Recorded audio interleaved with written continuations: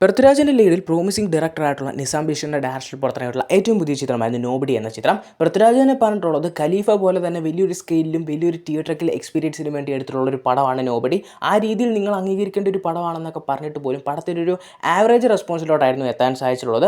അത് പടത്തിൻ്റെ കളക്ഷനിൽ ഏകദേശം ബാധിച്ചെന്ന് പറയാം. കാരണം ജസ്റ്റ് 4 ദിവസം കൊണ്ട് കേരളത്തിൽ നിന്ന് 5,70,00,000 രൂപയാണ് കളക്ട് ചെയ്തിട്ടുള്ളത്. റെസ്റ്റ് ഓഫ് ഇന്ത്യയിൽ നിന്ന് 2 കോടി രൂപ, ഓവർസീസ് നിന്നാണ് $470K കളക്ട് ചെയ്തിട്ടുള്ളത്. നമ്മുടെ ഇന്ത്യൻ മണി കൺവേർട്ട് ചെയ്യുമ്പോൾ ഏകദേശം 4,50,00,000 രൂപ വരും. അങ്ങനെ ടോട്ടൽ വാല്യൂ ആയിട്ട് 12 കോടി രൂപയ്ക്ക് മുകളിലാണ് ചിത്രം ഗ്രോസ് കളക്ഷൻ നേടിയെടുക്കാൻ സാധിച്ചിട്ടുള്ളത്. പടത്തിന് നല്ലൊരു ബഡ്ജറ്റ് വന്നതുകൊണ്ടൊക്കെ തന്നെ നല്ലൊരു ഇൻഷ്യലി തന്നെ വേണം ചിത്രത്തിന് തിയേറ്ററിൽ വലിയൊരു വിജയമായി മാറാൻ. സമന്തയുടെ ലീഡിൽ പുറത്തിറങ്ങിയിട്ടുള്ള ഏറ്റവും പുതിയ ചിത്രമായിരുന്നു മാലിൻ്റെ ബംഗാരം എന്ന പടം. പടത്തിന് OTT റിലീസ് ഡേറ്റ് ഇപ്പോൾ കൺഫേം ആക്കിയിരിക്കുകയാണ്.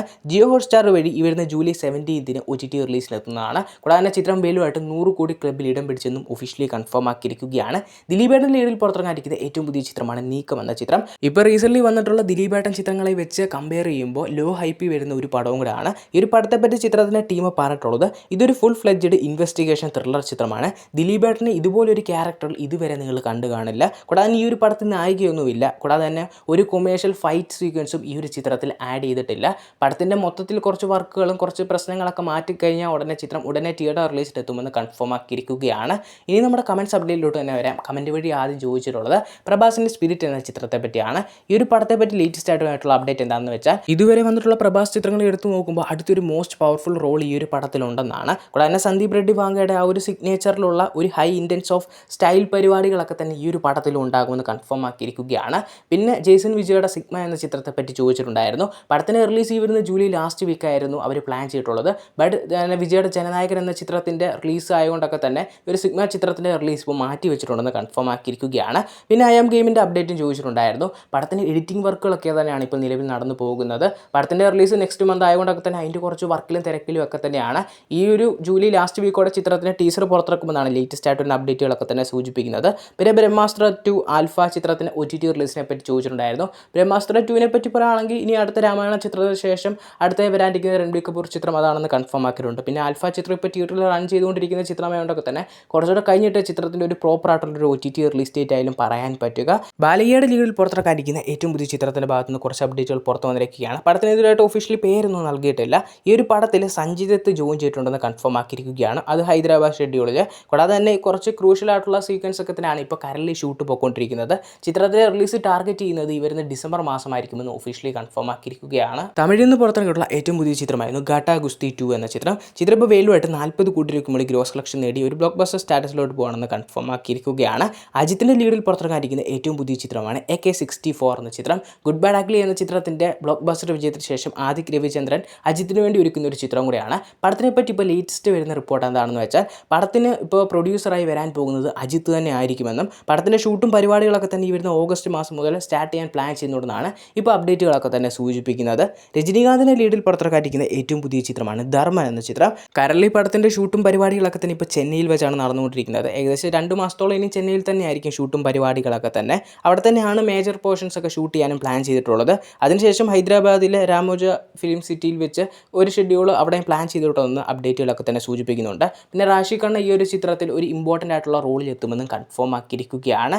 ലാലേട്ടൻ്റെ റീ-റിലീസിൽ ഒരുങ്ങിയിട്ടുള്ള ഏറ്റവും പുതിയ ചിത്രമായിരുന്നു കിരീടം എന്ന ചിത്രം. ചിത്രം ഡേ 1 തന്നെ ഏകദേശം 260ഓളം ഷോസ് വെച്ച് 5 ലക്ഷം രൂപയാണ് കളക്ട് ചെയ്തിട്ടുള്ളത്. ഈ ഒരു പടത്തിനൊരു ഫൈനൽ ഒരു 20 ലക്ഷം രൂപ പോലും വരുമോ എന്നുള്ളൊരു കാര്യം ഡൗട്ടാണ്. കാരണം ആ രീതിയിലാണ് പടത്തിൻ്റെ ഇപ്പോഴും കളക്ഷനൊക്കെ പോകുന്നത്. ഒരു മാസ് പരിപാടിയുള്ള സിനിമകളൊക്കെ ആണെങ്കിൽ ഇതിലും വലിയൊരു കളക്ഷനൊക്കെ ബീറ്റ് ചെയ്യേണ്ട പരിപാടിയാണ്. ബട്ട് ഇതുപോലുള്ള സിനിമകളൊക്കെ ഇറക്കിക്കൊണ്ടായിരിക്കാം ഈ ലെവലൊക്കെ കളക്ഷനൊക്കെ ബീറ്റ് ചെയ്ത് ഒരു പരാജയത്തിലോട്ട് പോകാനുള്ള സാധ്യതയൊക്കെ തന്നെ കാണുന്നത്. നമ്മുടെ മലയാളത്തിൽ നിന്ന് കണ്ടൻറ് ഓറിയൻറ്റഡിൽ ഒരു പീക്ക് നിന്നിട്ടുള്ളൊരു പടമായിരുന്നു ബാലൻ എന്ന പടം. പടം ഇപ്പോൾ വേലുമായിട്ട് 35 കോടി രൂപ കളക്ട് ചെയ്തിട്ടുണ്ടെന്ന് കൺഫേം ആക്കിയിരിക്കുകയാണ്. പടത്തിന് ഏകദേശം 18 കോടി രൂപയായിരുന്നു ബഡ്ജറ്റായി വന്നിട്ടുള്ളത്. ഏകദേശം ഒരു ബ്രേക്ക് ഇവൻ ആയെന്നൊക്കെ തന്നെ പറയാം. അങ്ങനെ ഒരു ഹിറ്റ് സ്റ്റാറ്റസിലോട്ടാണ് ഈ ഒരു പടം പോകുന്നത്. വലിയൊരു സ്റ്റാർ കാസ്റ്റോ പരിപാടിയോ ഒന്നും ഇല്ലാത്തതുകൊണ്ട് പിന്നെ മഞ്ഞുമൽ ബോയ്സിന് ശേഷം വന്നിട്ടുള്ള ഒരു ചിദംബരം ചിത്രത്തിന് കിട്ടാവുന്നത് വെച്ച് ഏറ്റവും ഒരു ബെസ്റ്റ് കളക്ഷനൊക്കെ ഈ ഒരു പടത്തിൽ ഇപ്പം നേടിയെടുക്കാൻ സാധിച്ചിട്ടുണ്ട്. നമ്മുടെ ഇന്ത്യൻ സിനിമ കാത്തിരിക്കുന്ന ഏറ്റവും വലിയൊരു ചിലവേറിയ ചിത്രമാണ് രാമായണം എന്ന ചിത്രം. ഏകദേശം 4000 കോടി രൂപയാണ് ബഡ്ജറ്റായി വരുന്നതെന്ന് പറഞ്ഞിട്ടുള്ളത്. ഇതുപോലൊരു പടത്തിന് തിയേറ്ററിൽ സർവൈവിങ് ഭയങ്കര കഷ്ടമാണ്. കാരണം ഏത് ലെവലിലുള്ള ഒരു ഇൻഷ്യൽ ഇട്ടാലായിരിക്കും ഈ ഒരു പടത്തിന് ബ്രേക്ക് ഇവൻ ക്രോസ് ചെയ്യാൻ നമ്മൾ ചിന്തിച്ചാൽ മനസ്സിലാവും. പിന്നെ 2 പാർട്ട് ചിത്രമാണ്, റിസ്ക് കുറയ്ക്കാം. പക്ഷേ അതിന് നല്ലൊരു കളക്ഷൻ കിട്ടിയാലേ ആ ഒരു റിസ്ക് ആയാലും മാറ്റിയെടുക്കാൻ പറ്റത്തുള്ളൂ. ചിത്രത്തിൻ്റെ ഡിജിറ്റൽ റൈറ്റ്സ് OTT റൈറ്റ്സ് ആണെന്ന് തോന്നുന്നു ഏകദേശം 250 കോടി രൂപയ്ക്കാണ് വിറ്റുപോയിട്ടുള്ളത്. അവർ 500 കോടി രൂപ ചോദിച്ചെങ്കിൽ പോലും പോലും ഹൈപ്പ് പോലും ഇല്ലാത്തതുകൊണ്ടായിരിക്കാം ആ ലെവലൊക്കെ ഉള്ളൊരു ഡീല് നടന്നിട്ടുള്ളത്. പടം ഇപ്പോൾ ചൈനയിൽ റിലീസിന് ഒരുങ്ങുന്നതാണ് അപ്ഡേറ്റുകളൊക്കെ തന്നെ സൂചിപ്പിക്കുന്നത്. അങ്ങനെയൊക്കെ ആണെങ്കിൽ ഒരു പക്ഷേ ചിത്രത്തിന് വലിയൊരു ഇനിഷ്യൽ കിട്ടാൻ സാധ്യതയുണ്ട്. കാരണം ദെങ്കലിന് അന്ന് ചൈനയിലൊക്കെ കളക്ഷൻ കിട്ടിയോണ്ടായിരുന്നു ആദ്യത്തെ 2000 കോടിയൊക്കെ അടിക്കാൻ പറ്റിയിട്ടുള്ളത്. അവിടെയൊക്കെ തന്നെ രാമായണ ചിത്രം അവിടെയൊക്കെ വലിയ റിലീസും വലിയൊരു കളക്ഷനൊക്കെ കിട്ടുവാണെങ്കിൽ ഭയങ്കര ഒരു പരിപാടി തന്നെയായിരിക്കും. ഈ ഒരു ചൈനയിലൊക്കെ പ്രൊമോഷന് വേണ്ടി രൺബീർ കപൂറും കൂടാതെ യാഷും സായി പല്ലവിയൊക്കെ എത്തുമെന്നും അപ്ഡേറ്റുകളൊക്കെ തന്നെ സൂചിപ്പിക്കുന്നുണ്ട്. കൂടാതെ ഇതിപ്പോൾ ചൈനയിലൊക്കെ റിലീസ് വെച്ചുകൊണ്ടൊക്കെ തന്നെ ചിത്രം ടാർഗറ്റ് ചെയ്യുന്നത് ഡേ 1 തന്നെ ഏകദേശം 500 കോടി രൂപ കളക്ഷനൊക്കെ തന്നെയാണ്. അതിനുവേണ്ടിയുള്ള പരിപാടിയും ഒക്കെ അവർ ചെയ്യുമെന്ന് കൺഫേമാണ്. കാരണം എല്ലായിടത്തും പോയി വലിയൊരു പ്രൊമോഷനൊക്കെ നടത്തിയ ഡേ 1 ഒക്കെ 500 കോടി അടിക്കാവുന്നതേ ഉള്ളൂ. കൂടാതെ തന്നെ ഈ ഒരു പടത്തിൻ്റെ ഒഫീഷ്യൽ ട്രെയിലറിനായി കുറേ ആൾക്കാരായിരുന്നു കാത്തിട്ടുള്ളത്. ചിത്രത്തിലെ ഒഫീഷ്യൽ ട്രെയിലർ ഈ വരുന്ന ജൂലൈ 24 റിലീസിലെത്തുമെന്നാണ് ഇപ്പോൾ ലേറ്റസ്റ്റ് ആയിട്ട് റൂമറൊക്കെ പുറത്തിറങ്ങിയിട്ടുള്ളത്. ഇത് ഒഫീഷ്യലി ഇതുവരെയായിട്ടും കൺഫേം ആക്കിയിട്ടില്ല. ലേറ്റസ്റ്റ് ആയിട്ട് വരുന്ന അപ്ഡേറ്റുകളൊക്കെ തന്നെ സൂചിപ്പിക്കുന്നതാണ്. ഒരു ഒഫീഷ്യൽ അപ്ഡേറ്റ് ചിത്രത്തിൻ്റെ ടീമിൻ്റെ ഭാഗത്ത് നിന്ന് ഉടനെ തന്നെ പുറത്തിറങ്ങുമെന്നാണ് എക്സ്പെക്ട് ചെയ്യുന്നത്. നാനിയുടെ ചിത്രങ്ങളിൽ മോസ്റ്റ് ആൻറ്റിസിപ്പേറ്റഡ് ചിത്രമാണ് പാരഡൈസ് എന്ന ചിത്രം. ഇപ്പോൾ നമ്മൾ ഇന്ത്യൻ സിനിമ എടുത്ത് നോക്കുകയാണെങ്കിൽ മോസ്റ്റ് ആൻറ്റിസിപ്പേറ്റഡ് ചിത്രങ്ങളുടെ ലിസ്റ്റിൽ ഒരു ചിത്രം ഈ ഒരു പടം തന്നെയാണ്. കാരണം നാനിയെ നമ്മൾ ഇതുവരെയായിട്ടും കണ്ടിട്ടുള്ള ചിത്രങ്ങളിൽ നിന്ന് എൻ്റെ ഡിഫറൻ്റ് ആയിട്ടൊരു ഐറ്റം തന്നെയാണ്. കൂടാതെ പടത്തിലെ പാട്ടുകളൊക്കെ തന്നെ ആയാലും പുള്ളിയുടെ ലുക്സ് ഒക്കെ തന്നെ ആയാലും ഭയങ്കര രീതിയിൽ ട്രെൻഡ് ആയിട്ടൊരു ഐറ്റം ആയിരുന്നു. പടം വരുന്ന ഓഗസ്റ്റ് 21 റിലീസ് ടാർഗറ്റ് ചെയ്തിട്ടുള്ളത്. അറിയാലോ, ഓണത്തിന് വമ്പൻ ക്ലാഷ് തന്നെയാണ് വെച്ചിട്ടുള്ളത്. അന്യഭാഷ എന്നായാലും നമ്മുടെ മലയാളത്തിൽ നിന്നായാലും അത്രയും ക്ലാഷിൻ്റെ ഇടയ്ക്ക് ഇതുപോലൊരു കിടിലം പടം മുങ്ങിപ്പോകണ്ടല്ലോ എന്ന് കരുതിയായിരിക്കാം പടത്തിൻ്റെ റിലീസ് ചേഞ്ച് ആക്കിയിട്ടുണ്ടായിരുന്നു. ഇപ്പോൾ ലേറ്റസ്റ്റ് ആയിട്ട് ചിത്രത്തിൻ്റെ ടീം അനൗൺസ് ചെയ്തിട്ടുള്ള റിലീസ് ഡേറ്റ് എന്താണെന്ന് വെച്ചാൽ സെപ്റ്റംബർ 24 ചിത്രം വേലുമായിട്ട് തിയേറ്റർ റിലീസിനെത്തുമെന്നാണ്.